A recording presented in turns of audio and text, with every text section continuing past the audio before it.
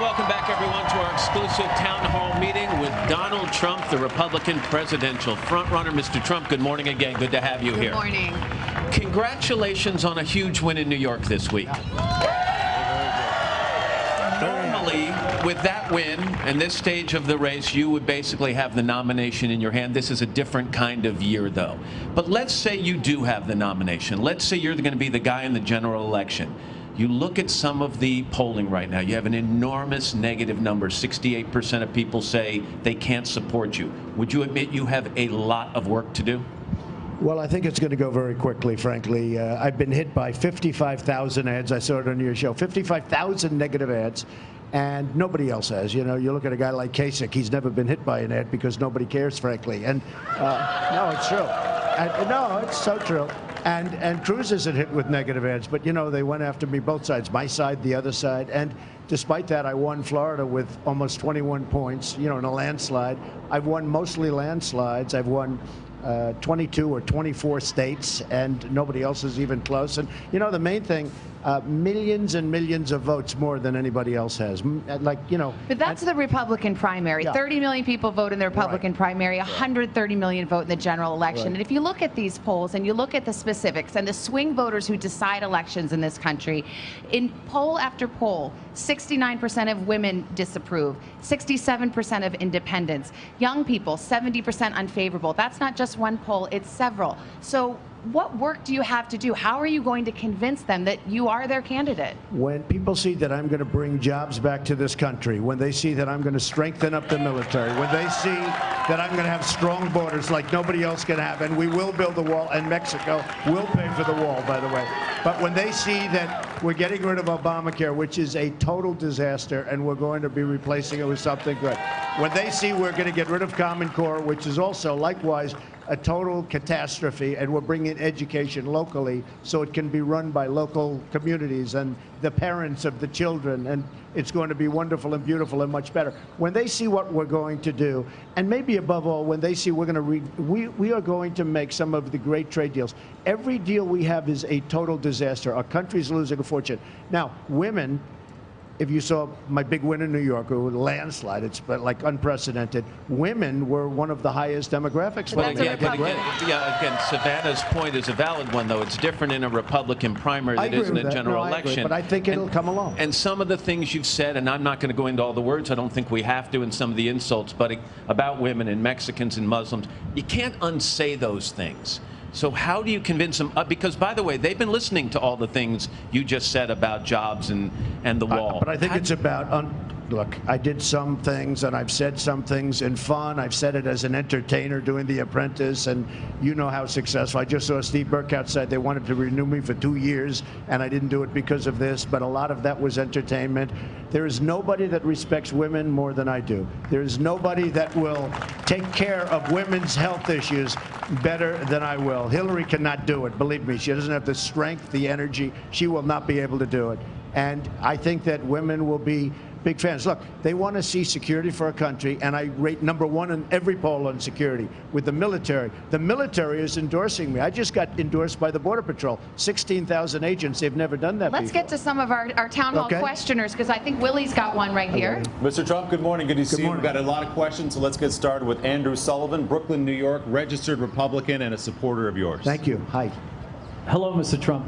Full disclosure, I did work for you, and I appreciate the 10 years of good union construction work you provided for me and my family. God bless you. Good. Thank you. Thank you. What's your question, sir? The question is this. In regards to ISIS, I sincerely appreciate the aggressive stance you want to take with them. And my question, how do we avoid the pitfalls of the past, in part by getting involved yet again in this perpetual state of war with no end in sight? And it's such an important question. You know, I was against the war in Iraq. I said, you don't go in, you're going to destabilize the Middle East. I was so strong against Iraq. We went in, we made a terrible mistake in going in, then we got out the wrong way. ISIS, as a matter of fact, was created because of the way we got out and because of the bad moves we made even while we were there. But we now have to do something. We have to knock the hell out of them. We're going to get them out. We're going to help. We're going to get the countries in that region to put up their manpower, or they've got big problems, and a lot of that's going to be leadership. But we do have to get rid of ISIS. We are going to make it impossible for ISIS to survive. They're cutting off heads. They're drowning people in steel cages. It's like medieval times. I've never seen anything like it. Nobody's ever seen anything like it. So we are going to get rid of ISIS. And by the way, speaking of that, our military has been decimated with cuts and everything else. We're going to rebuild our military. It's going to be bigger, better, stronger than ever before. Hopefully we don't have to use it. But the one place we will be using it is to get rid of ISIS. Great question. Thank you. So just to make sure I'm clear here, you're going to bomb the you-know-what out of ISIS, but you have a comprehensive plan for what to do in that region afterward? You know, one of the things that running for office is interesting, because they'll ask you questions like that. And I did. I said bomb the oil. I've been saying that from the beginning. They never did it. Then they started it on a very limited basis. Right now, Libya, as you know, has fantastic oil, some of the finest oil in the world. Who has the oil? ISIS has the oil. Do we blockade it? Do we bomb it? Do we do anything? No. ISIS is making a fortune now in Libya. That was a Hillary Clinton deal. She wanted to go in. She wanted to get rid of Gaddafi. For what reason? I mean, look, Gaddafi was a bad guy. Saddam Hussein was a bad guy. They had one thing in common. They killed terrorists, okay? We would have been better off if we never looked at the Middle East for the last 15 years. Let's get to another question. Okay, Mr. Trump, I've got Jamie Heckman Ulloa. She's from West Sayville, New York, a registered Republican, married, 3 kids, still undecided. My relative is a natural-born American in the military deployed in Oman. His father and his stepmother are undocumented citizens here in the undocumented people here in the United States for the last 25 years without any way of adjusting their status. If you're president, what will you do for those members that are of our fabric of our country that have been here for 25 years undocumented? Won't they be deported under your plan? When you say natural-born citizen, it's interesting, because why do you mention that? I assume that you were born here, but why do you mention that? Because you know who always says that? Ted Cruz. Because he was born in Canada and lived there for 4 years. People are trying to figure.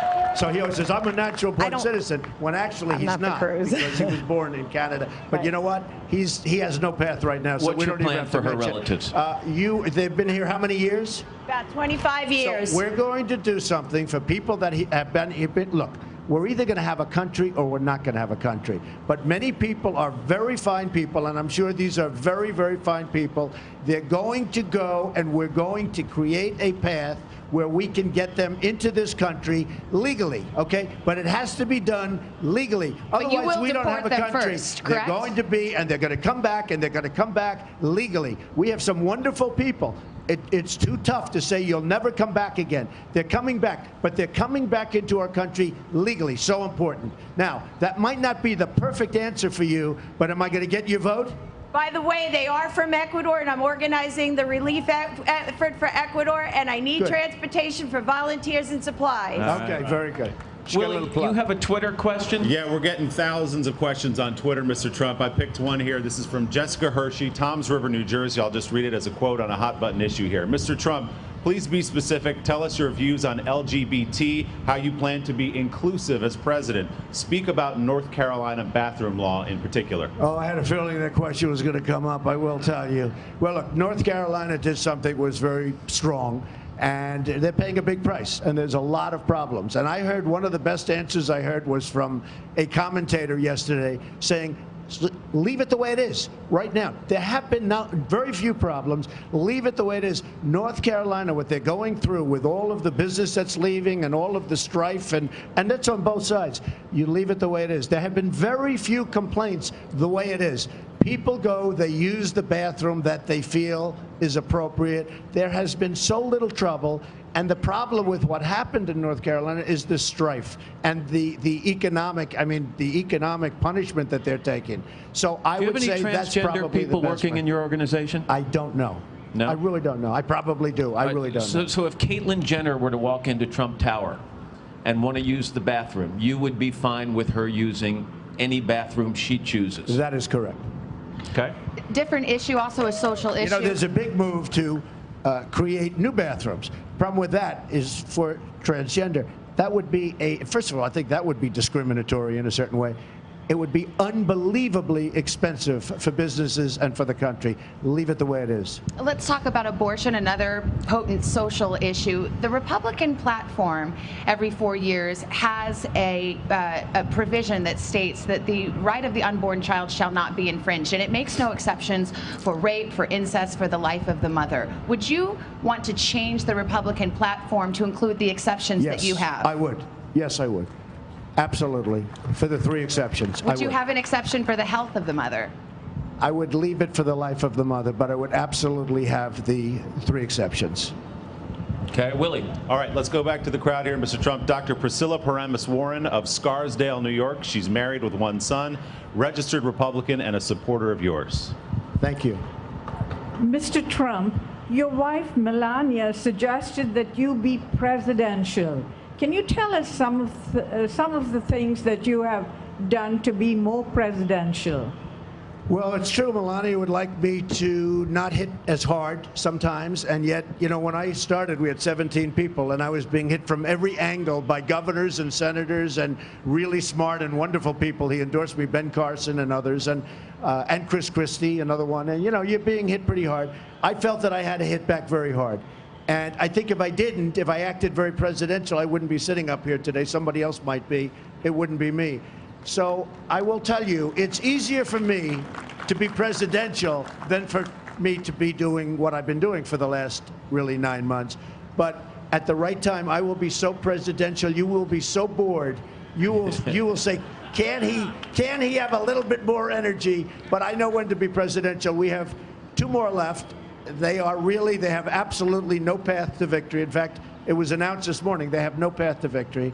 And we have a very easy path to victory. And I think they'll be gone very soon. On the Democratic side of things. 2 good people, but I think they'll be gone very soon. On the Democratic side of things, the huge issue is Wall Street banks. I mean, they're firing at each other on that subject. You're a guy who said you know the Wall Street bankers better than anyone. Better than anyone. All right. After the 2008 financial meltdown, do you think any of the guys you know better than anyone should have been in jail? So it's a question I've heard so often, I've been asked so often, and the answer is if they did something purposely illegal, the answer is absolutely yes.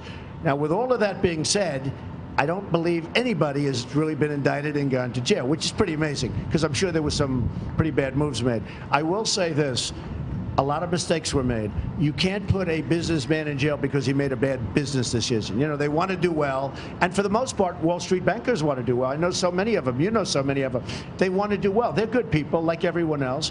Get a lot of money. I think they're paid too much money, but what are you going to do? I mean, you know, it's one of those things. Does it ever if they make a business mistake, you can't put people in jail. If they do something that they know is illegal and wrong, you got to put them in jail. Does it ever surprise you that so many of your supporters are so angry at those banks because they feel the decks are stacked against them, and yet you're the guy they're supporting, and you're a guy who's been given every single advantage those banks can give to the wealthiest Americans? Well, I have taken advantage of the banks probably more than any human being on earth. I love banks, right? I love banks. And I love fighting with banks if I have to. I mean, you know, depends on what happens. The economy goes up, it goes down. But I've found bankers to be very good people. I found them to be very honorable people. Generally speaking, they want to do what's right for the country. But again, you know, I've known some bad dudes. You've known some bad dudes, Matt. I mean, I've been at parties. I've seen you, and I've seen these people in the same room as us. You know, there are some people out there that are not good people. For the most part, I have to say, though, Wall Street people, they're aggressive, they're tough, they're smart, and they bring a lot of money and a lot of jobs into this country. Do you believe in raising taxes on the wealthy? I do, including myself. I do. Willie, I'm with Ella Walders. She is right here in New York City, registered Republican, undecided, but leaning your way. Good morning, Mr. Trump, and congratulations on your big win in New York. Thank you very much. My question to you is, can you please share with us a single most important lesson that you've learned growing up? And who do you consider a mentor now, and why? Well, it's a great question, and I'm not asked it very often, but I will tell you a real lesson. My father was a builder in Brooklyn and Queens. He'd build housing, and he loved to work. And he didn't say, you have to work and you have to this, but I would learn sitting at his knee, playing with blocks. And it would be a Sunday or Saturday night or anytime. He was always working, and he was a happy man. And I learned that work is a great thing, that you know, I looked at my father. He had a wonderful wife. They had a fantastic marriage. It was 63 years. It was an incredible relationship. But my father was a very happy person. And all he did is work. He couldn't take a vacation. I don't think he's ever taken a vacation. One time he told me he took a vacation and he came back early. He was happy. He was content. He had a great family. He had a great wife. And what I learned is that when you work, and if you enjoy what you're doing, if you really love what you're doing, it's a great thing, and you'll be happy. I know so many of the people. Many of them were at the big celebration the other night. They're all friends of mine, the biggest business people. Now, I'm not going to specify which, but some of these people, unbelievably wealthy, but unbelievably unhappy. Let me ask you about something in the news this morning. As you've seen, Harriet Tubman will now replace Andrew Jackson on the $20 bill. You have so often during this campaign railed against political correctness. Do you see this as a move that is all about political correctness, or is this a move that is simply way overdue? Well, Andrew Jackson had a great history, and I think it's very rough when you take somebody off the bill. Andrew Jackson had a history of tremendous success for the country, and as you know, they were going to do, you know, the $10 bill, and then all of a sudden the Broadway play Hamilton, or the Broadway play sort of saved that one. And I read it just this morning. It was going to be Hamilton. Are you in favor of Harriet Tubman on the $20 bill? I think Harriet Tubman is fantastic. I would love to leave Andrew Jackson and see if we can maybe come up with another denomination. Maybe we do the $2 bill, or we do another bill. I don't like seeing it. Yes, I think it's pure political correctness. Been on the bill for many, many years, and you know, really represented somebody that really was very important to this country. I would love to see another denomination, and that could take place. I think it would be more appropriate.